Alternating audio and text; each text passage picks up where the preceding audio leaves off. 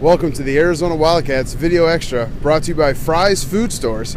I'm Daniel Berk, joined by star reporter John Gold, and we are here on the court at the Honda Center in Anaheim, California. Not bad. Where the Wildcats just defeated San Diego State in an epic Sweet 16 game. And John, holy cow, what a game. Tons to talk about. But before we talk about the actual game and what we saw, I mean, for me, this atmosphere tonight was unbelievable. It was a sea of red, half San Diego State red, half Arizona red. What did you just think of this atmosphere and these fans tonight? Like 2% Wisconsin red, too.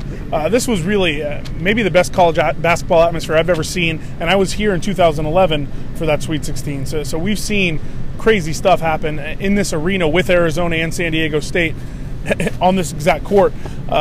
Absolutely electric. I think what was really interesting is early on, San Diego State had a lot of the noise and the energy. Very slowly, Arizona kind of crept back into it, and then eventually those U of A chants started making a difference. And we've seen it happen all year long, and it definitely did again tonight. You know, this was the first time in the tournament and Pac-12 tournament that Arizona didn't have the fan advantage. Did it rattle these guys early on a little bit? I think they did look a little like, what's happening? Right. Why aren't they freaking out for us?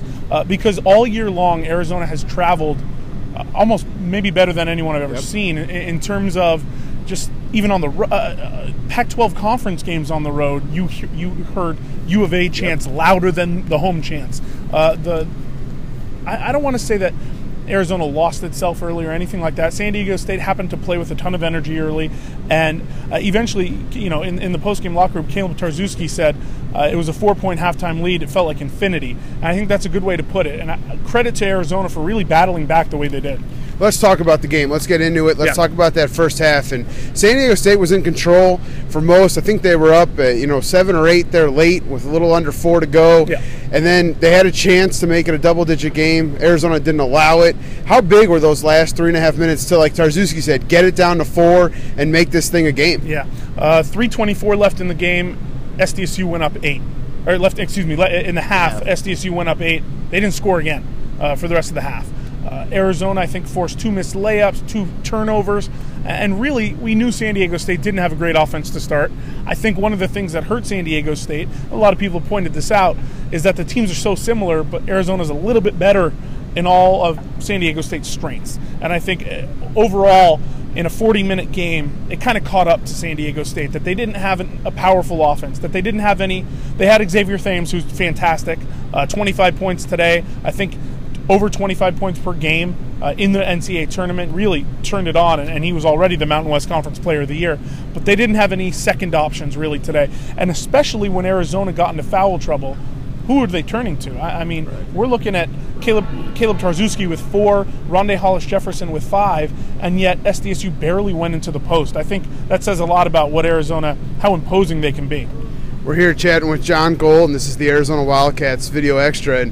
And John, I remarked on Twitter, I joked that Arizona's defense, when they close games, it's like Trevor Hoffman, Mariano Rivera-esque. I mean, the way they close games defensively, the last 8, I think J.J. O'Brien had a layup with 8:19 to go, and they didn't score again until some desperation threes with under a minute. What did you see from the Arizona defense there in those last 8 minutes? And, I mean, you've seen it all year. What do they do that makes it so hard for the opposition there late in the second? You used a great baseball analogy. I'm going to use 2 different ones. They were like Kevin Nash, and they choke slam. So we'll go WWF first. Kevin Nash, they absolutely choke slam San Diego State. This is a team that has like multiple submission moves. They're Mortal Kombat. Okay, we're talking like they finish teams. The other one analogy that I'll use is Arizona's almost like a starfish, where they just suction to you and they don't let go. And I was playing that starfish move for a while, but we're talking absolute just defensive. They're suction cups. I mean, they get on you and they don't let go. They hedge screens perfectly, and they do things with such savvy. And a couple of people asked me, where did this Aaron Gordon come from? Where did this Rondé Hollis-Jefferson come from? And I've said it earlier, and I think I talked with Ryan about this. Once you combine savvy with talent and athleticism, that's what you have. And again, I mean, Nick Johnson obviously turned it on in the last few minutes, but really this was a 2-man show again for them, and they were both freshmen. That, if there's any, God in heaven for Arizona, somehow both of them will twist an ankle and come back for another year after the tournament run is over. But great job by the freshman, and really great job by Arizona overall with that defensive effort.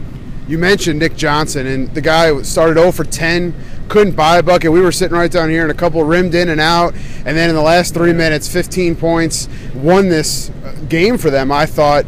That's what All-Americans do, right? Yeah, I mean, what hasn't been said about Nick Johnson this year? He's fantastic. He's not the straw that stirs Arizona's drink.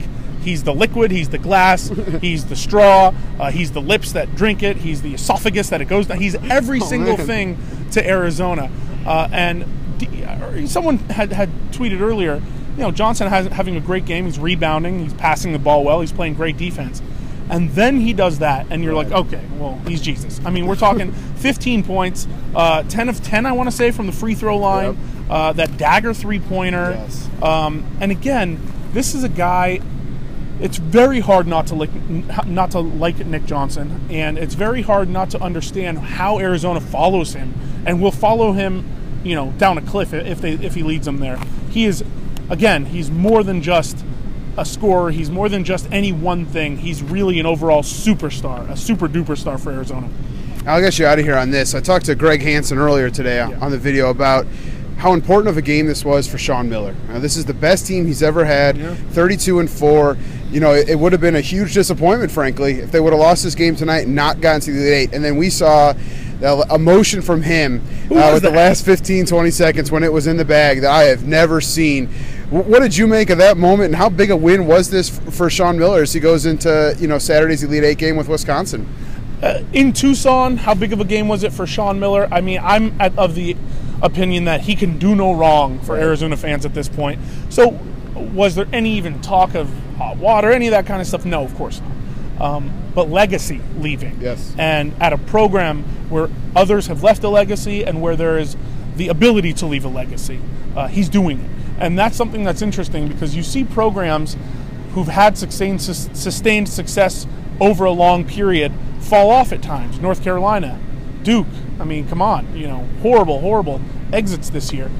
Arizona recharged the batteries under Sean Miller. Now I'm not going to say they're better than ever, because there's been some incredible Wildcat teams, but showing that emotion, I think, was really interesting. Showing that emotion while having a crooked tie, very, very interesting. But overall, Sean Miller did a fantastic job, and I've been hard on him. You know, I've been very hard on Sean Miller. He coached that team to a win tonight when his players weren't necessarily playing at championship level. You ready to do this again on Saturday? Oh, I am. All right. That's going to do it for this edition of the Arizona Wildcats Video Extra, brought to you by Fry's Food Source. For John Gold, I'm Daniel Berk. We will see you tomorrow.